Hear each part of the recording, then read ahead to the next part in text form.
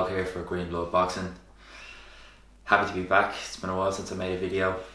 Been busy doing some other things, but wanted to kind of get back on track, doing some reviews of different fight cards, and hopefully getting back doing a few interviews as well. A lot's been going on. I mean, to be in a pandemic and for this many cards to be being put on and this many fights to be happening, especially like high level fights, really top matchups. We're really lucky as boxing fans, and I felt that I need to get back on and talk about a few of these fights that are going on. So, I mean, in this video I want to talk mainly about Katie Taylor.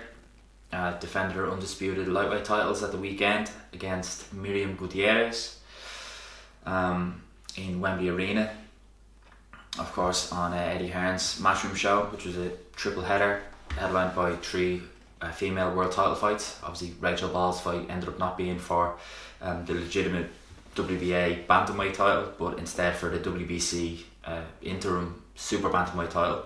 I'm not sure how that happened on such short notice, but that was the case.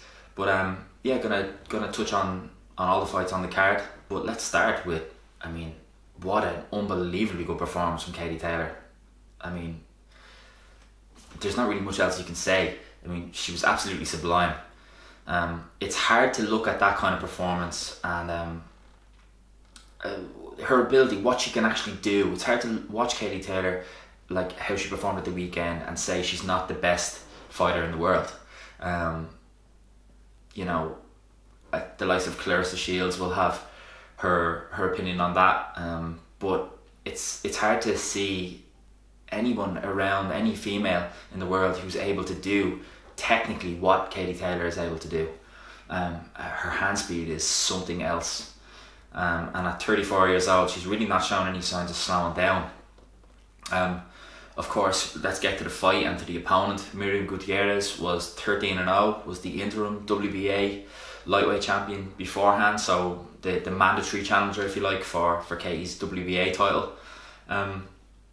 We heard a lot about Gutierrez coming into the fight, that she was a good kind of slick boxer, that's the way she fought predominantly. I would have to be honest and say I had never seen her box before that, which does be the case with a lot of not all the females, but a lot of the opponents of the kind of bigger female names, because obviously it's the sport, that side of the sport is still growing, and a lot of the names that we know are kind of the headline names, the big names in the sport, and the big names in the UK, especially. So often the opponents, unfortunately, are not as well known, unless you're really following the women's side of things really closely, which I haven't done as much as I should have, to be honest. But yeah, I mean, what we heard of Gutierrez was that she was a good boxer, a good kind of slick, maybe slightly more amateur style boxer. My thoughts coming into the fight were that probably isn't going to serve her very well, because Katie is the best amateur boxer ever. Probably has a shout for the best amateur in general ever as well, male and female. I mean, just in terms of her consistency over the years, from quite a young age all the way through. 5-time world champion, 6-time European champion, Olympic gold medalist, you know, straight into the pros, unifying titles only after a few fights. Katie is the best, but as I say, as an amateur, completely unparalleled. That kind of fast feet, fast hands, letting off large punch combinations and then getting out, that's Katie Taylor's game, isn't it? So it was hard to see anyone with that kind of more amateur style coming in and being able to beat Katie at that, because that's what she does. She does that better than anyone. And as we saw the weekend, I mean, I don't think Miriam Gutierrez won a second of any of those rounds. I mean, she was just out of her depth from start to finish. She stayed in the fight. She didn't get stopped, and I think that's the highest compliment I could pay her, is that she managed to last the distance. The knockdown, I forgot what round it was in now.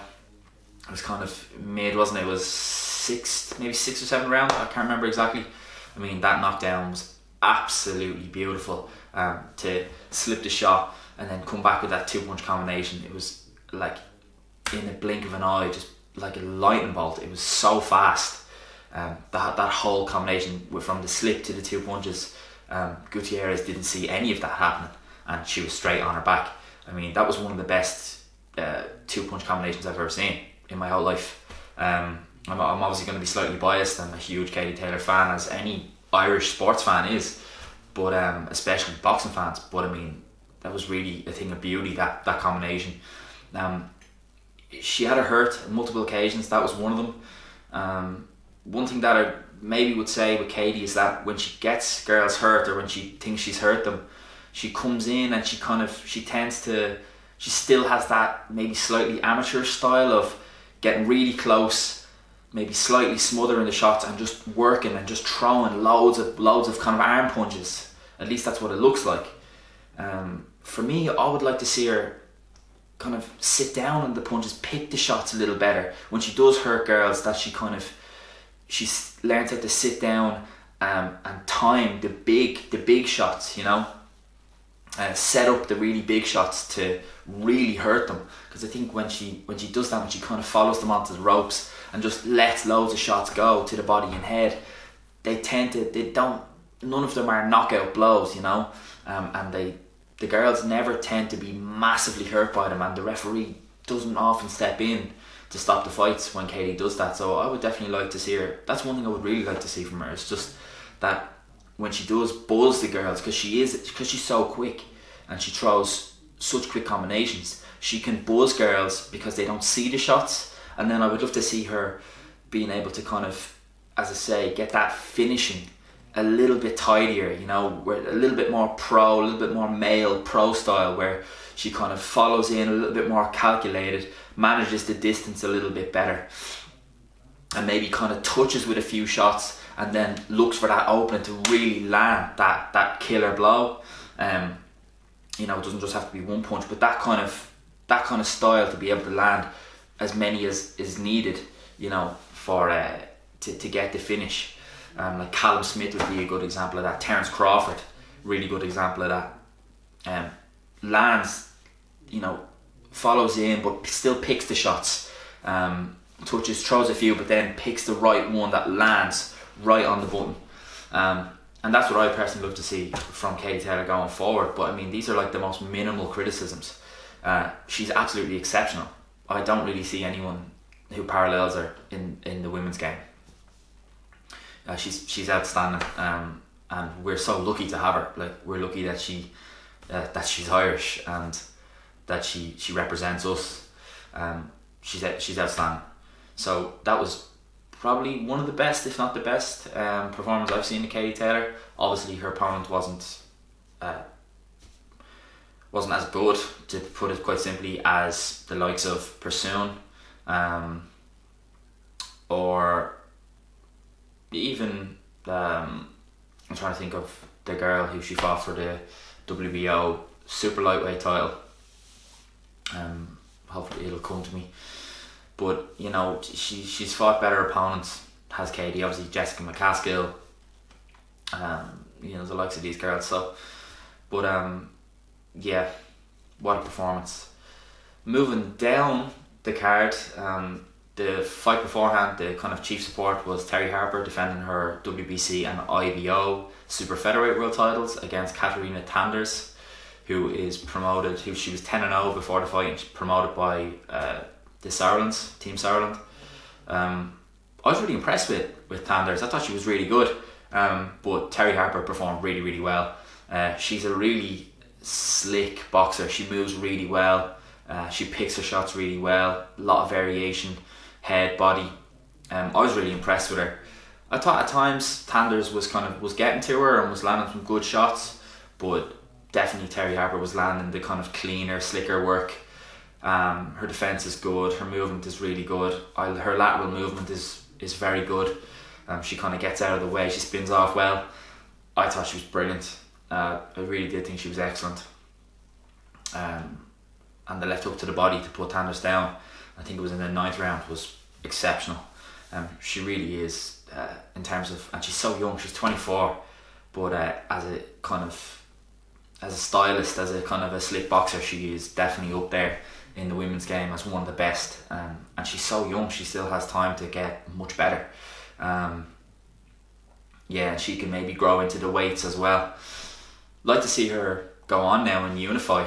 I think there's some other good champions and some other good names, like the likes of Michaela Meyer, who's in America, who talks. You know, she has a bit of a big mouth, and she's trying to force fights, and she talks a lot about Terry Harper. I mean, that's brilliant for the women's side of things.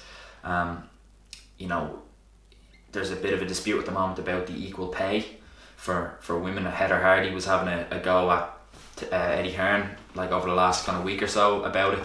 But you know, this is the way forward. Like, I mean, it's not everyone loves it, but the girls need to be vocal. They need to maybe go at each other a little bit. Not everyone. It's not going to be everyone's style. I mean, Katie Taylor would never do that, and she's the best. She's number one, pound for pound, for sure, in the women's side of things. But like, then at the same time, that the other girl who has a shout at the pound for pound status is Clarissa Shields, and she's a bit more vocal. She's definitely a bit more feisty and wants to is not afraid, but she's quite vocal about saying how good she is and who she thinks she'd beat, and etc. etc. You know, I think for a good example of a fight that could really spark things off and grow the interest even more in women's boxing is Clarissa Shields against I always forget her name, from Newcastle. Really, really good. Won her world title last weekend. Literally, my head is going blank at the moment. Oh. Savannah Marshall. Savannah Marshall is absolutely outstanding. What an excellent fighter. That's a brilliant fight. But that's the kind of fight, and a bit of back and forth there, because both girls aren't scared to talk and maybe trash talk a little bit. I think that's the type of thing that they need now in the women's game, is to draw a little bit more attention to it, because the fighting is so much better than it was a few years ago. The level, the standard of the best girls is really, really good. Like, it really is. But maybe a little bit more, they can get a little bit more exposure by being a little louder, slightly more brash maybe, and talking a little bit. And as I say, you do get those now. Like Chantel Cameron's doing it in the UK. She's calling Katie Taylor out the whole time. She's not afraid to say what she feels, and that she feels she can win against Katie, and almost lacks a little bit of respect sometimes. I mean, she obviously has a lot of respect for Katie Taylor, but she's really not scared about throwing her feelings out there and saying what she thinks she's able to do, you know. But again, this is what we need. This is what the women need to do to draw attention to it, because they're showing that the skill level is there, that maybe a few years ago it wasn't quite at that level, but it definitely is now, you know. So yeah, it's good just to get back to it. A little bit off topic there, but Terry Harper, great performance. Really impressed by Katarina Tanders though. Would happily watch her fight again. Thought she was really good. She could probably win a world title as well, against a different champion. I think Terry Harper is really, really good. As I say, really slick boxer. She's learned from her last fight against Natasha Jonas, and she was excellent. Then down the card you had Rachel Ball, who fought a girl called Jorgelina Guanini, who was actually the super flyweight world champion, the WBA super flyweight world champion, who took the fight on really short notice, for like a week or two's notice, and came up. Obviously didn't make the weight. She was too heavy. So they were supposed to fight for the WBA bantamweight title. That was Rachel Ball and the original opponent, which was Ebony Bridges from Australia. And as Guanini came in, it was changed at the very last minute. The fight was then for the WBC interim super bantamweight title. So I'm not sure. It's a bit of swaying from Eddie Hearn there to get the WBC to sanction that fight for that title.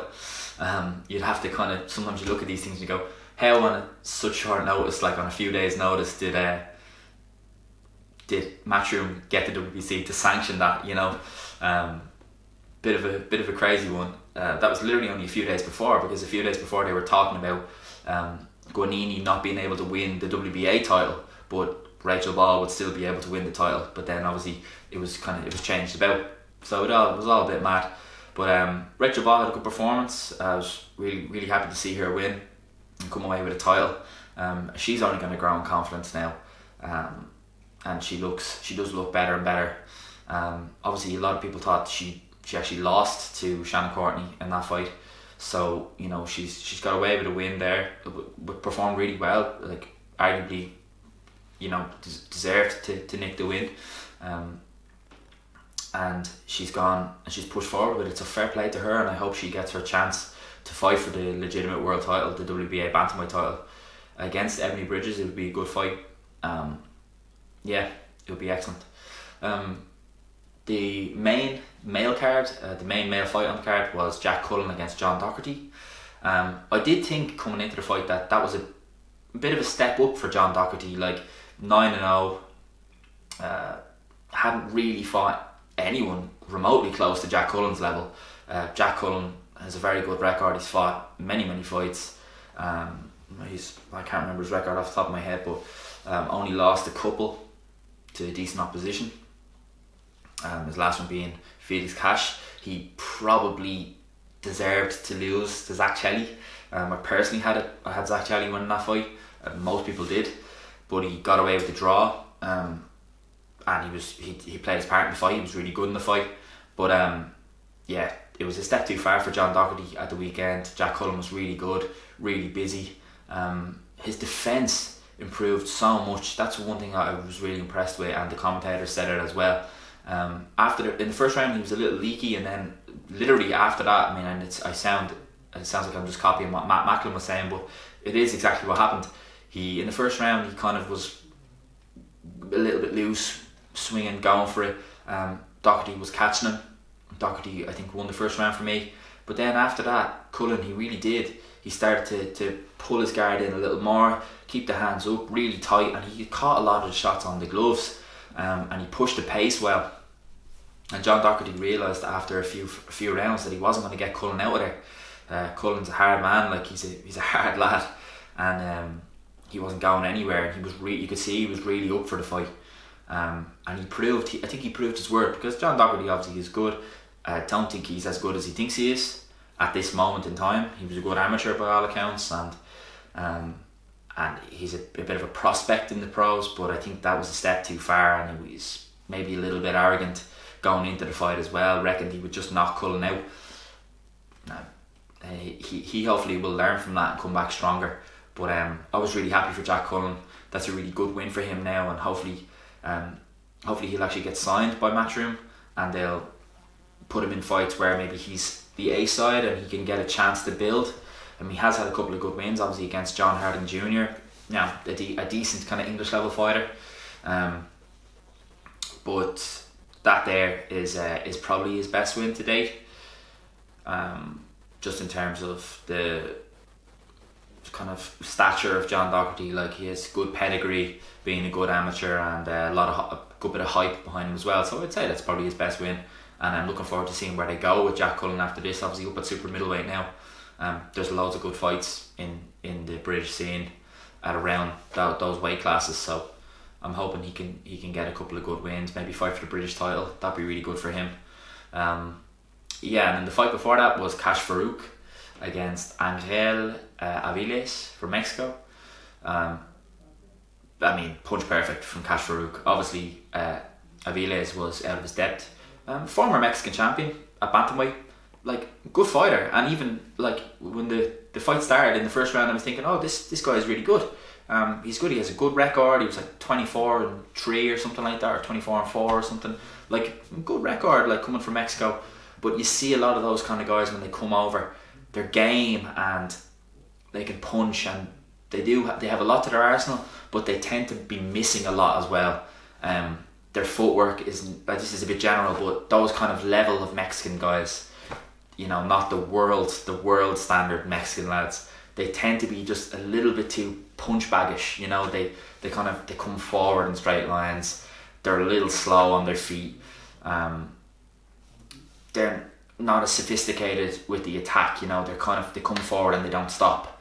that kind of typical Mexican style, but not many angles, not really any feinting or anything with the hands, loading up a lot. And after Farouk hit the body so many times in the first 3 or 4 rounds, Avila is just, you could see the energy just being sucked out of him.